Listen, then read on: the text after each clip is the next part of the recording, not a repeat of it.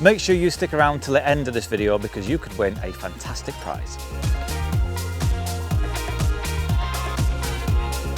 Well, if you're watching this video when it is first released, we will now be well into autumn, and it is at this time of year that a lot of fisheries up and down the country who impose bait restrictions during the summer months will now be lifting those bans and be allowing the use of maggots.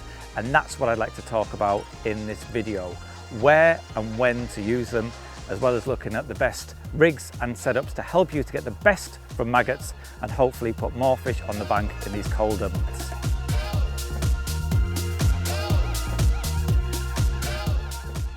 I only ever on it. No way. Well, that didn't take long at all. Right from the get-go, I've been getting liners on both rods. I'm only fishing with 2 rods. And then bobbins slammed up, rods gone right round, and we're playing a fish. Although I have a feeling it might be a catfish. I don't know if this is a catfish or it's a powerful carp. There are catfish in here and they do go to like over 60 pound. But then you've also got some really nice carp to 37, 38 pound. Not doing a lot now. What are you doing? I'm a little bit sort of head shaky. I don't know. What are you? That feels quite catfishy. Who knows?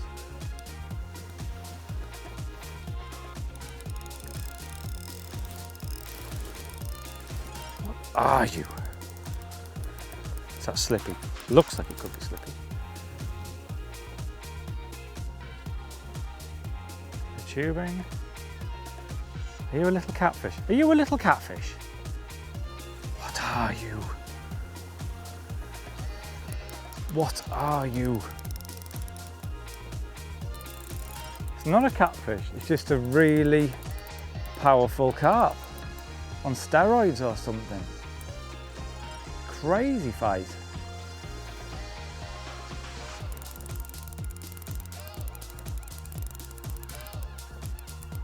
Crazy. Crazy. Why have you popped up there? There it is. Yes! I'll do. What an incredible fight that was. Look at that. Lovely scaly fish. That's not bad after half an hour's angling, is it? What a start. And what a fish. Lovely scaly one. That's a carp. It's a baby carp. I've got a baby carp, look at that. It's ghosty. So, I thought this rod was beeping quite a lot while I was playing that other fish, and that's the reason. That's the reason why. Look at that. So we had a double take. We've got one in the net, lovely scaly 20 pounder. And then here, look at him. I mean, he's pretty epic.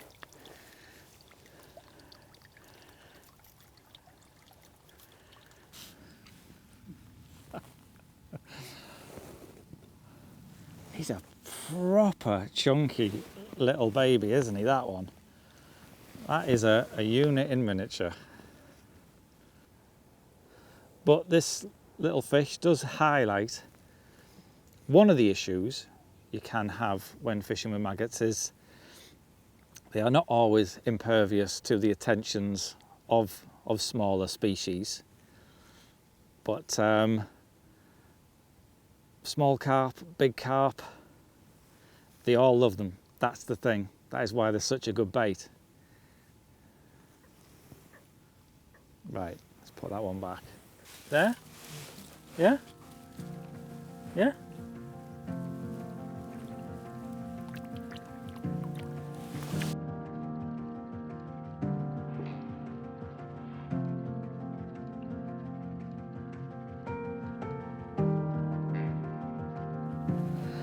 Colour on its lips.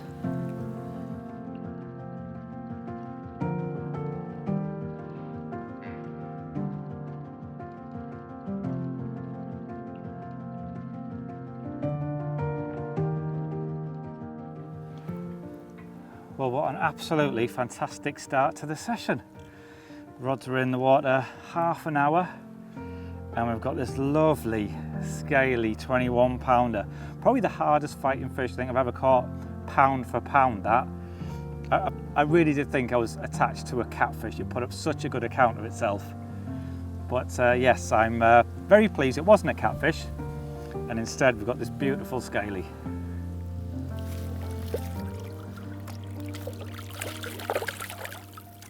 I mean, that was pretty carpy, wasn't it? Let's face it.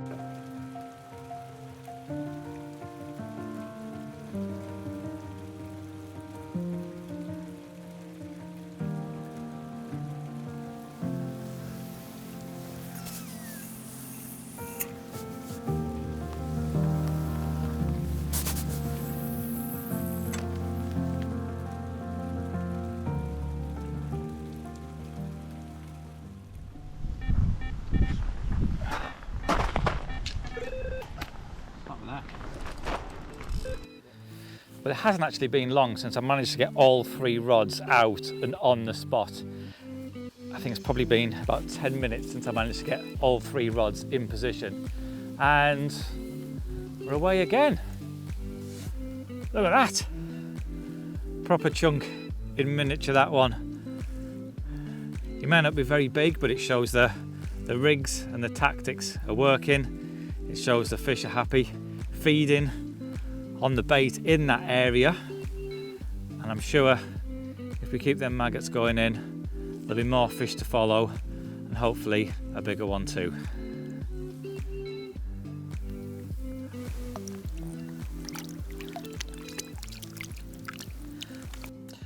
Well, I'm just about to tie up a fresh hook bait, but I haven't actually shown you how I go about doing this. Well, first up, I have got a piece of mono line. This is just some zig and float line I had in my box. Now I know quite a few people like to use floss for putting on their maggots, but for me personally I do prefer mono because I find it knots down a lot better than floss does. Floss can come undone, whereas with a mono it tends not to. So I'm going to thread that through the micro hook ring swivel there. And now I'm going to thread on my pop-up. So threading the pop-up down, pulling the barrel of the swivel inside the pop-up. Next, I've got my sewing needles here. So I've got 2 tag ends of the mono coming out of the pop-up. I'm just going to thread one of the tag ends through the eye of the sewing needle. Now I'm just going to thread on about 15 maggots onto the needle. I'm picking the biggest, liveliest maggots I can find. So when I'm passing the maggots onto the needle, I'm doing so at either end. If I pass them through the middle, it tends to burst them, or they don't tend to live very long. If you pass them through either end, just through a tiny bit of skin, then they stay lively and wriggly for a lot longer. And now it's just a case with the 2 ends of the mono, just tying a few single overhand and double overhand granny knots. Don't pull it down too tight, because you find that what happens is it pulls the pop-up right over the swivel, the micro hook ring swivel, and it can sit really tight against the hook and it can restrict the movement. So you need to pull it down tight enough so that the knots don't come undone, not too tight that it really sort of pulls the swivel inside the pop-up, and that the pop-up's kind of against the shank of the hook. So there you go, I've tied probably 5 or 6 double overhand knots. Trimming the tags now. You don't need to trim them down really fine. They're quite long tags. You can't see the tags anyway. It's hidden in amongst the maggots. And there we go. Now we've got like a Medusa's head type hook bait there. Now that in itself would be a fantastic pop-up presentation. And it would work great if we're fishing over any sort of debris, or there was any leaves or weed on the lake bed. It will pop up and present those maggots beautifully over any debris that would be down there. But the lake bed I'm fishing over is really clean. So I want to fish a bottom bait presentation. So all I'm going to do is just trim the Carp Freaks pop-up down. So it's just a little cylinder. Careful not to cut or burst the maggots while you're doing this. So we'll just critically balance. It'll just sink under the weight of the maggots, and it should be wafting around all enticingly. So you can see that it's a really visual hook bait, both in terms of visual attraction but also the movement. And should the worst case happen and any roach or anything destroy, obliterate those maggots on there, you're still left with the hook bait, so the rig is fishing effectively. You've still got the trimmed down pop up there acting as a wafter. So yeah, you are still fishing effectively, although not as effectively as if you've got all those wiggly maggots on top.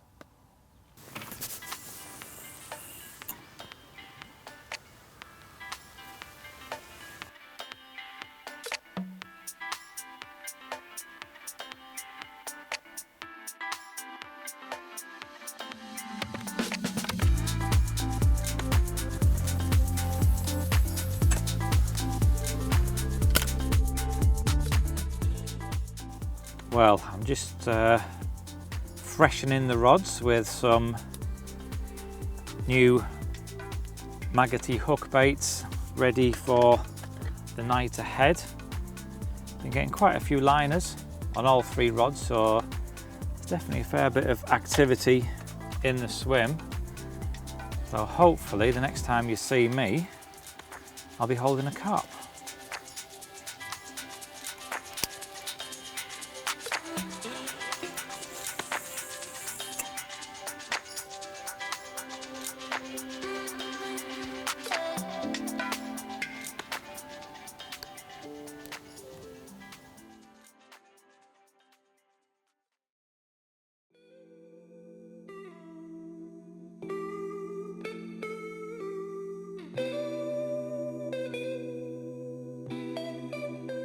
Well, good morning. It's been a pretty quiet night, to be honest. I was getting lots of liners on all 3 rods as we were approaching dusk, and it was looking good. Then just as darkness fell, I had a small baby carp, and that's been pretty much it. I do think those small carp have eaten a lot of the maggots. The swim is definitely in need of a top up now, but I am going to have a change of tactics. I'm just going to keep 1 rod on that baited spot, and the other 2 rods I'm going to use for sort of roving around the swim. Now I'm also going to use mesh PVA bags of maggots, and I do think this is another great way of fishing with maggots. Mesh PVA bags of maggot used in conjunction with either a bright hook bait or a matching maggot hook bait. The PVA bag of maggot provides so much attraction in terms of their visual attraction, but also their movement. And yeah, if you can see a fish show, or you're seeing signs of feeding fish, and you can drop a bag of maggots and a bright hook bait next to that, it can often provoke very quick bites. As it happens, I haven't seen a great deal of fish activity this morning, but there's still a few hours of this session remaining. Hopefully we can see signs of a fish or 2, and I'm hoping there's still a chance of 1 more fish before it's time to call it a day.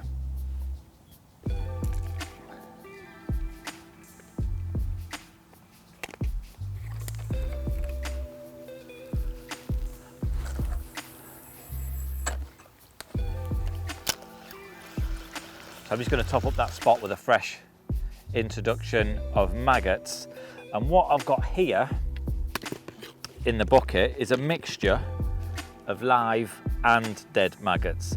Now I'm using the live maggots for hook baits, but the reason I like to have some dead ones in there is I know a lot of people think they might crawl away or crawl into the silt. I don't think that actually happens. I just think they actually crawl around on top of the silt. If you're fishing over debris though, then yes, I think a lot of those maggots can crawl under leaves or under any weed. But so by having some dead ones there, they'll always be visible on top of the weed. But that's not the reason I'm using the dead ones here today. The reason I like the dead ones is it means I can pack a lot more maggots inside the Spomb. The live ones, they're wriggling around, they're taking up space, whereas when they're dead, they are kind of long, stretched, flat, and I can grab a handful of maggots and really pack them tightly in that spod. You can almost get double the amount of dead maggots in a spod that you can with live ones. So that is why I'm using dead maggots here today.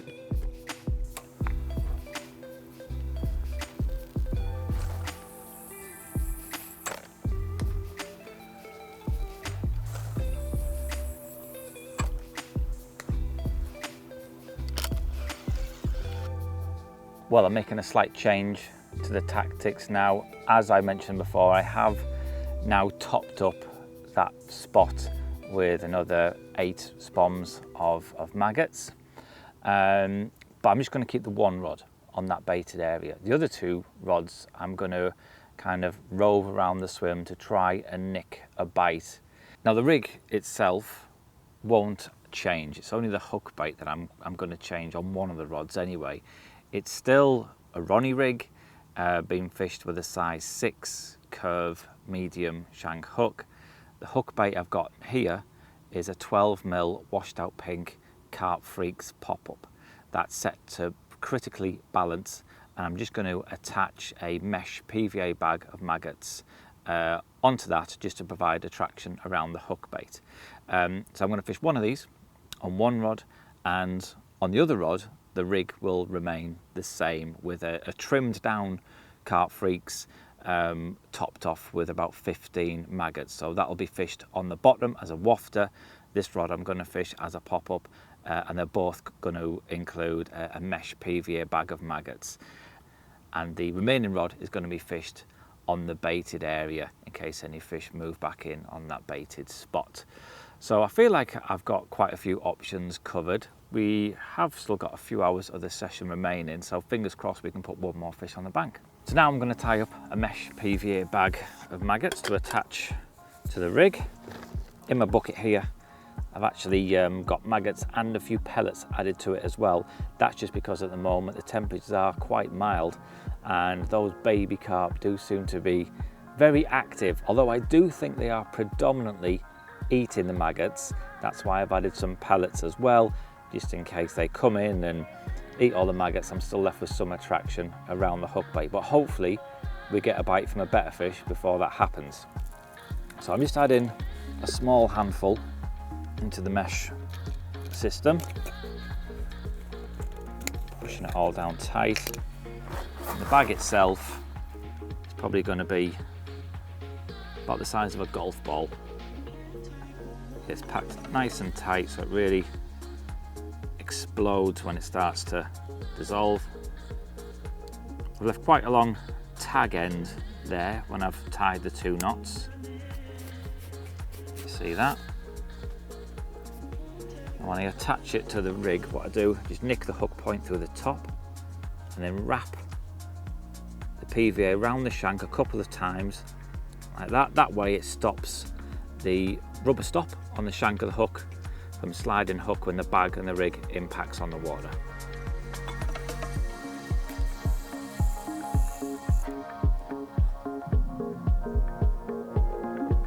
And about there where the fish showed, I think.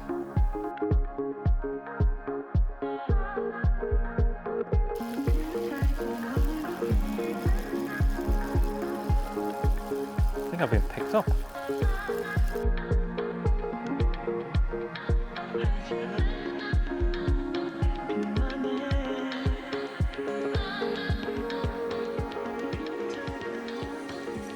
I think the one thing that puts a lot of people off from fishing with maggots is the fact that they are so vulnerable to the attentions of smaller species. I mean, let's face it, every fish swimming will eat maggots. But as we move into the colder months and the water temperatures are less, those smaller species tend to feed with a lot less vigour and aggression that they do in the summer months. It's pretty much the same as the carp, to be honest. But what it does mean is those venues where it would be impossible to fish with maggots in the summer months now become a lot more viable as the water temperatures drop. Now granted, you may still pick up the odd bream or big perch and things like that, but I think it's a small price to pay because it could mean the difference between catching a carp and not. It's competition time, and you could win the end tackle items I've used on this video. So bits from the Edges range along with the PVA system. And all you have to do to stand a chance of winning that great prize is like this video, subscribe to the Foxinternational YouTube channel, and answer this very simple question. What was the weight of the first fish I caught this session? Put your answer in the comment section below and we'll reveal the winner very soon. Well, after that really early flurry of activity, it's actually proved to be a very tricky session. We caught that lovely scaly 20-pounder really early on. From there, we had a few small carp, which actually proved to be a little bit of a pest, if I'm honest. And then all the action kind of petered out. But I do think that the maggots have been an edge on the session. The lake has fished quite tricky. So to have caught what I have done in a 24-hour session, I'm actually leaving feeling quite pleased with myself. So that is it from me for now. I'll see you all again very soon.